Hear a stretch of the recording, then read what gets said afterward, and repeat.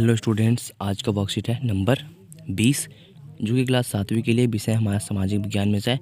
जिस किताब में से है उस किताब का नाम है भूगोल। ठीक है, तो यहाँ पे अपना नाम लिखें, यहाँ पे अपने कक्षा अध्यापक का नाम लिखें।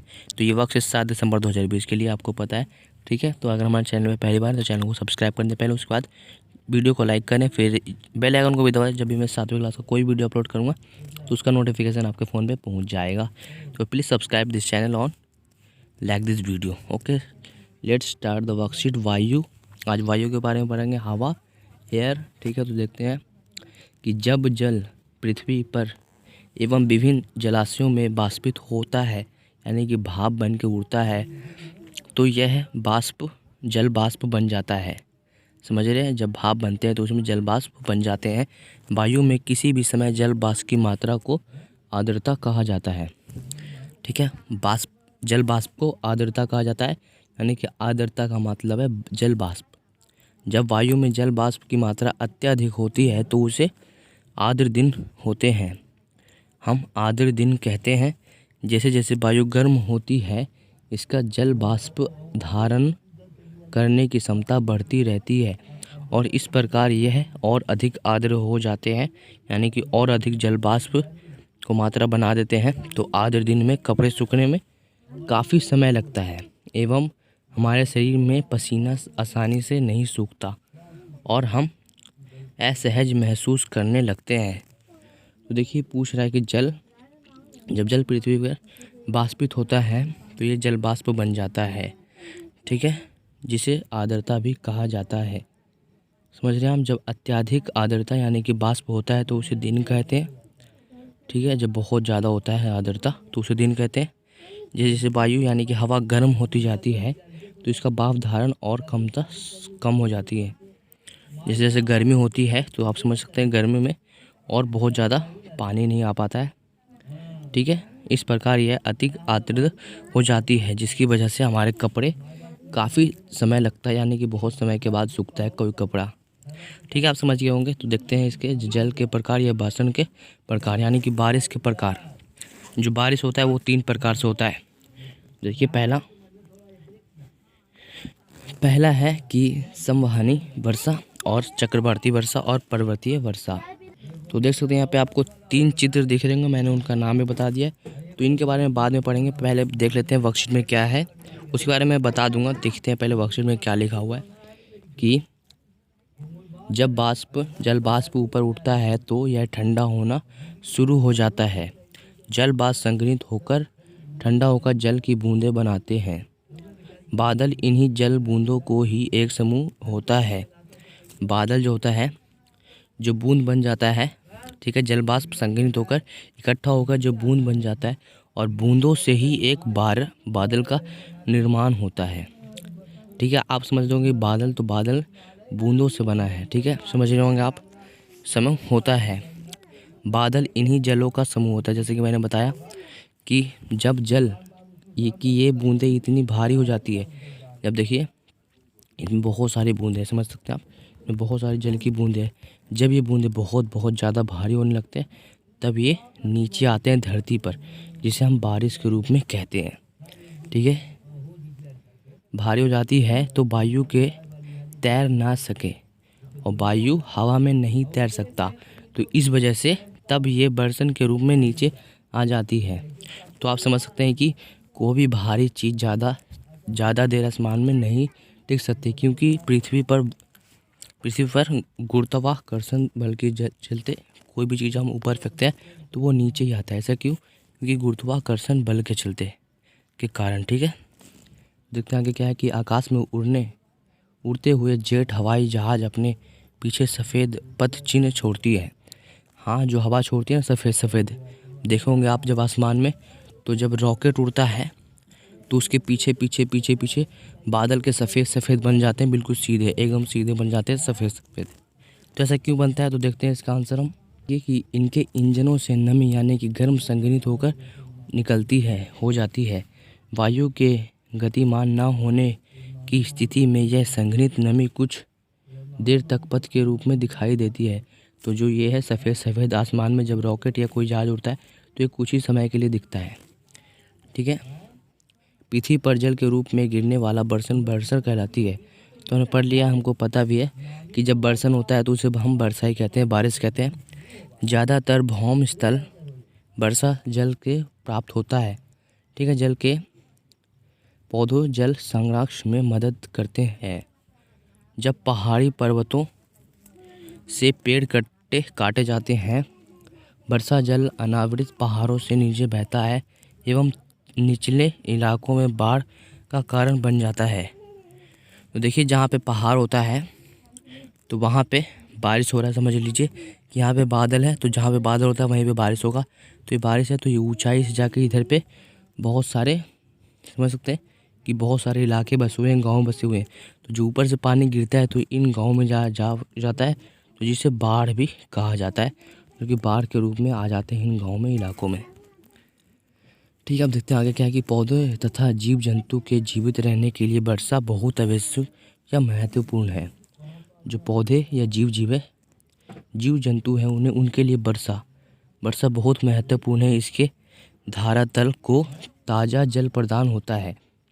ठीक है, जैसे कि मछली रहता है कहाँ, समुद्र में, और समुद्र अगर 1 साल तक वर्षा नहीं होता तो वो पानी पुराना हो जाता है, जिसकी वजह से मछली पानी में ही मर जाता है। तो उसको नया वर्षा चाहिए, नया पानी चाहिए, जिसे हम बारिश के रूप में आता है, तो उसे और महत्वपूर्ण जीवित रहने में मदद होता है। ठीक है, देखते हैं आगे क्या है। तो जल की कमी और सूखा हो जाता है। इसके विपरीत अगर वर्षा अधिक होती है तो बाढ़ आ जाती है। अगर बारिश नहीं होगी तो सूखा हो जाता है, अगर बारिश ज़्यादा आता है तो बारिश यानी कि बाढ़ आ जाता है। ठीक है, अब देखते हैं कि ऊपर में क्या दर्शाया गया था। देखिए, जैसे कि यहाँ पे ये है ज़मीन है। ठीक है, तो इसमें से जो जैसे कि धूप है, तो इसमें से ये सब जा रहे हैं जल वाष्प आसमान में, जिसे बादल के रूप में इकट्ठा कर दिया गया है। और बादल में इन बूंदों की बहुत ज़्यादा संख्या बन गई है, जिससे कि ये रोक नहीं पा रहे, जिससे ये वर्षा हो रही है। ठीक है, जिसे हम सर्वाधिक वर्षा कहते हैं। अब देखते हैं कि अगला क्या है कि वायु जल वाष्प, जैसे कि चक्रवर्ती वर्षा। जो चक्रवर्ती में आपको दिख रहा होगा कि एक गर्म हवा इस तरफ से जा रही है और ये ठंडी हवा आ रही है, जो इस तरफ से आ रही है उसे गर्म हवा करके ऊपर चल जा रहा है, जिससे कि ये बादल के रूप में जल वाष्प बादल बन जाता है, जिससे बारिश हो रहे हैं, जिसे चक्रवर्ती वर्षा कहा जाता है, जहाँ गर्म और ठंडी वायु मिलकर जल वाष्प बनाते हैं। यहाँ पे देखिए, ये पर्वतीय वर्षा है, तो ये आपको लग रहा होगा कि ये वर्षा पर भेजा गया, जैसे कि यहाँ पे दिख रहा है डबल टिक और सिंगल टिक लगा हुआ है। ठीक है, तो ये देखते हैं इसको, पर्वतीय यानी पहाड़ पे बादल है, जिससे कि ये बारिश इस तरफ से आ रही है। ठीक है, मतलब कि देखिए जल वाष्प इस पहाड़ से ऊपर चढ़ते हुए ये बादल के रूप में जल वाष्प बन जाता है, जिससे इसमें बूंदों की अधिक मात्रा होने के कारण ये बारिश के रूप में बदल जाते हैं और ये बारिश हो जाती है पृथ्वी पर यानी धरती पर। ठीक है, अब देखते हैं आगे क्या है। तो यहाँ पे है कि क्या आप जानते हैं कि बरसन के दूसरे रूप हिम सहित वृष्टि तथा ओला है।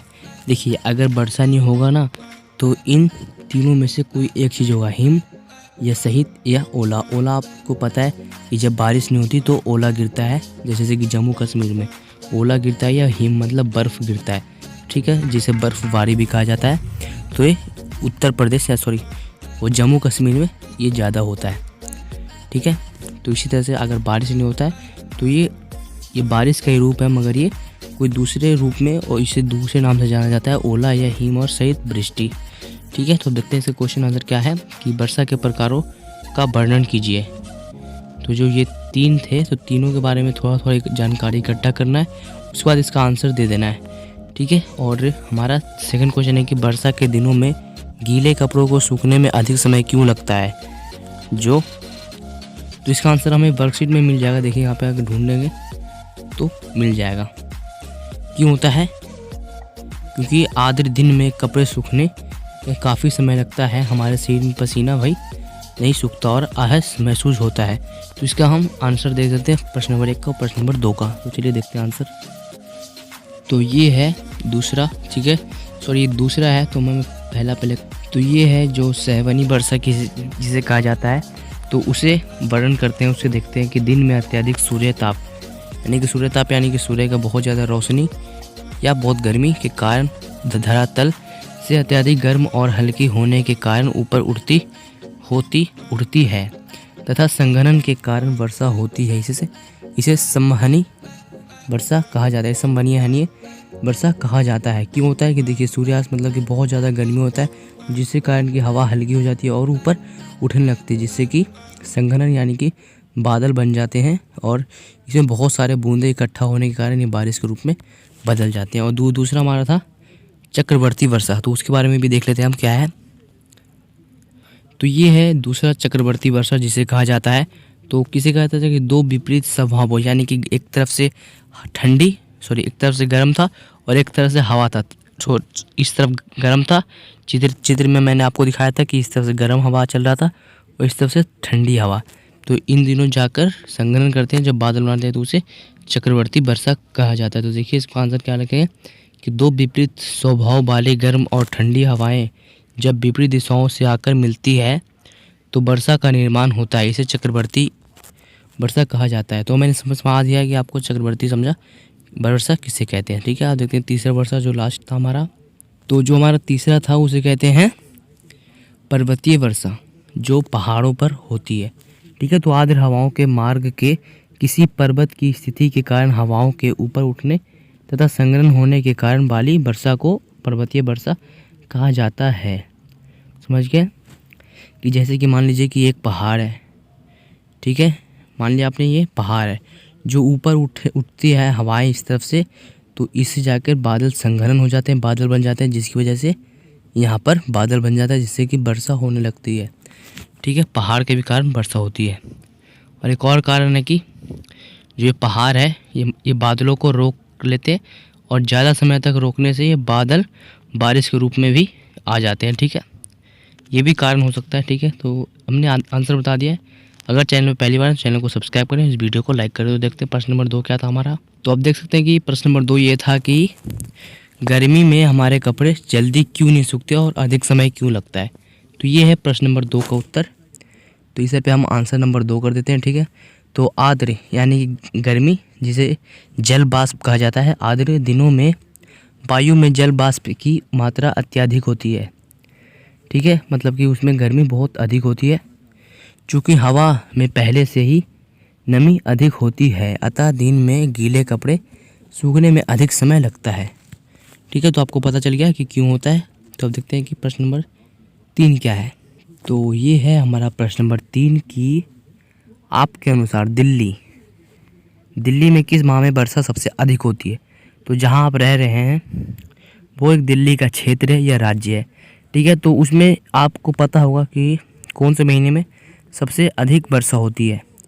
तो मेरे ख्याल से अभी तो दिसंबर चल रहा है, तो दिसंबर में तो अभी ठंड है, मगर जब जुलाई अगस्त आता है तो बारिश होता है। तो लिख देंगे जुलाई अगस्त के बीच में। ठीक है, जुलाई अगस्त के बीच। ठीक है, यहाँ पे लिखवा दे रहा हूँ मैं, जुलाई अगस्त के बीच में। ठीक है, मतलब कि जुलाई अगस्त के 15 तारीख को हो सकता है, 16 तारीख को, या अगस्त को 1-2 को हो सकता है, मगर आपको ये पूरा आंसर लिख देना है कुछ इसी तरह से। ठीक है, एग्जैक्टली किसी को पता नहीं होता है कि जुलाई में होगा या अगस्त में होगा, मगर आपको लगभग लिखना है कि लगभग जुलाई अगस्त में के बीच में। ठीक है, इस तरह से ये होता है प्रश्न नंबर 3 का उत्तर। अब देखते हैं प्रश्न नंबर 4 क्या है कि वर्षा के दिनों में आपके द्वारा अनुभव की गई किसी महत्वपूर्ण घटना का वर्णन कीजिए। तो यहाँ पे आपको लिखना है कि जैसे कि जो बारिश होता है तो उसके किसी एक दिन के बारे में लिखना है कि जब बारिश होता है तो आप क्या करते हैं। ठीक है, तो उसके बारे में लिखना है कि जब बारिश होता है तो सब लोग अपने घर में ही रहते हैं। ठीक है, तो इसी तरह से आपको भी कोई एक कहानी लिखना है या अनुभव लिखना है कि उस दिन आपको कैसा लगता है, उस दिन आपके साथ क्या हुआ स्कूल जाते समय। और कई बार तो जब स्कूल जाते हैं तब वर्षा हो जाती है तो हमारे कपड़े भीग जाते हैं। ठीक है, तो ये भी आप लिख सकते हैं कि जब मैं एक दिन स्कूल जा रहा था तो बहुत तेज़ बारिश हो रही थी, जिसके कारण मेरे ड्रेस या कपड़े, स्कूल ड्रेस, ठीक है, भीग गए थे।